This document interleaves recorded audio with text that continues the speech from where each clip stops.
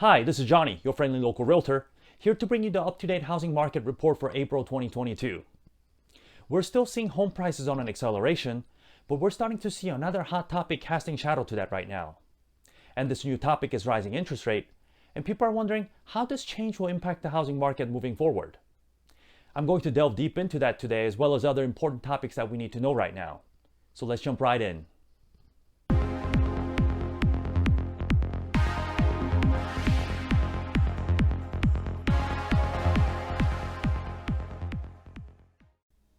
So let's take a look at where we are on interest rate. If you take a look at this graph provided by Freddie Mac, it shows the progression of steady increase in interest rates since the beginning of the year. We saw 30-year fixed rate start at 3.11% in January, but by the end of March, it reached 4.67%. So why is this happening? This is what Len Kiefer at Freddie Mac said.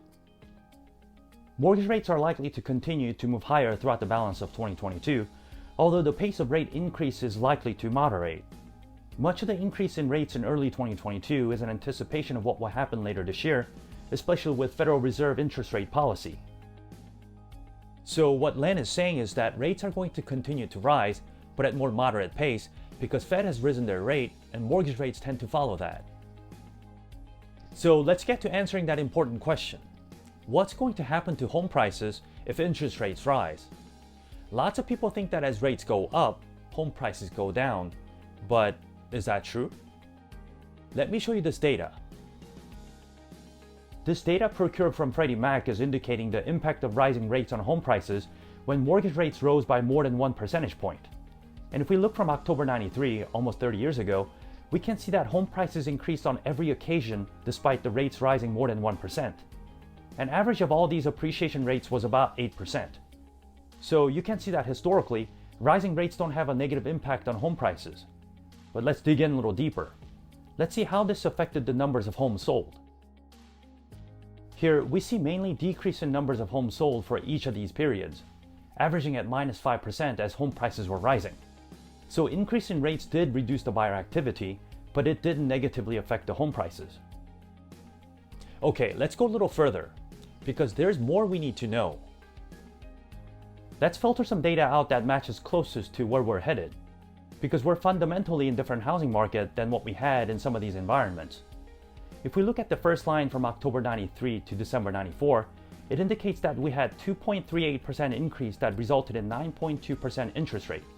Now, according to the experts, from where we are, the rates are not projected to rise 2.38%, and most certainly not going to be reaching 9.2%. So let's factor this out. So if we look again, this is the environment more realistic to what we're about to head into.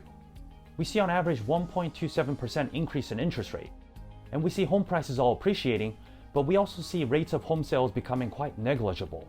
Rates are between -2 to +2%. Now, I know there's -14% for years between 05 to 06, but I believe this rate should also be ignored because this was when we were being led up to housing crisis of 2008. So it's clear that historically, rising rates don't impact home prices, and it has very little impact on percent of home sales. Now, the next question you need to be asking is, why is this so? Why is it that rising interest rates don't really impact home prices? Well, if we look again, it has all to do with what's available for sale. Back then, we had on average 4.8 months of inventory.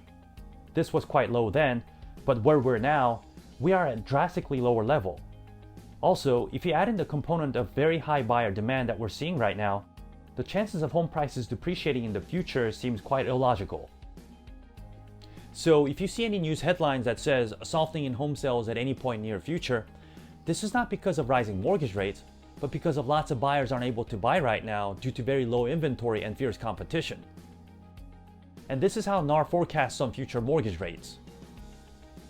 While higher short-term interest rates will push up mortgage rates, I expect some of this impact to be mitigated eventually through lower inflation.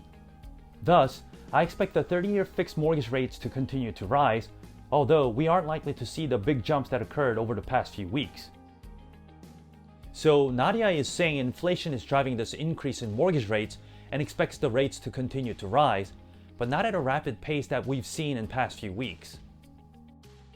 Now let's turn our attention to what's happening in the housing market right now.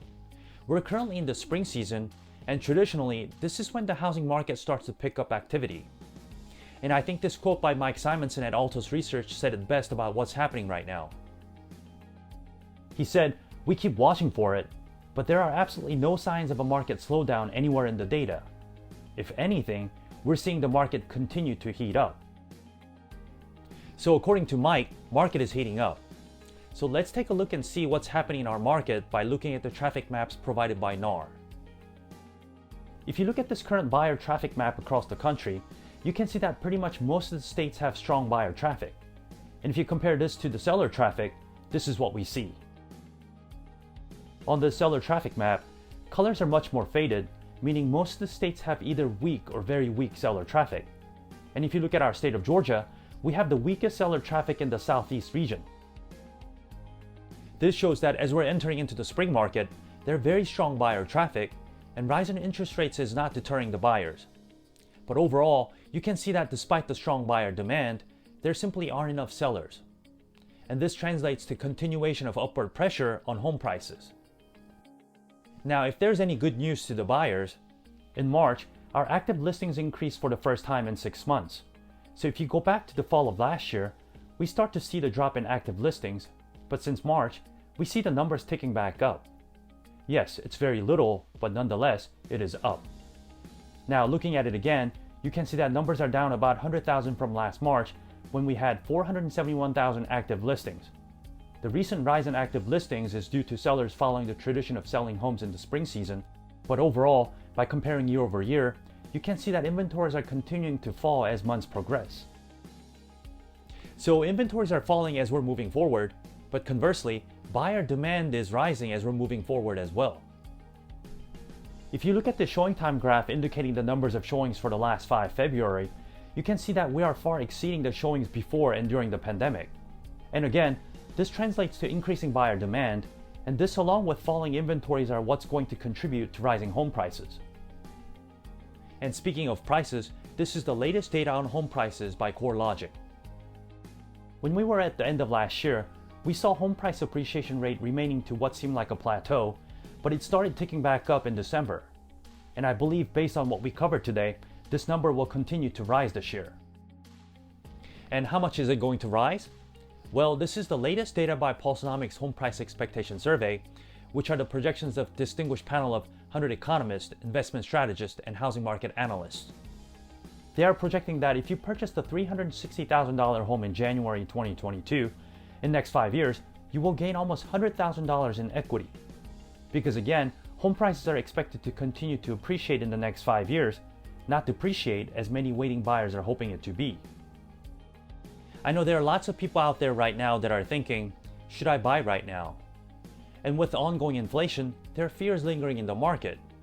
But instead of reading the news headlines and listening to the rumors, I hope you equip yourselves with actual facts based on scientific and historical data and make a wise and informed real estate decisions for you and your loved ones. I'll see you again next month with more up-to-date real estate information. Goodbye.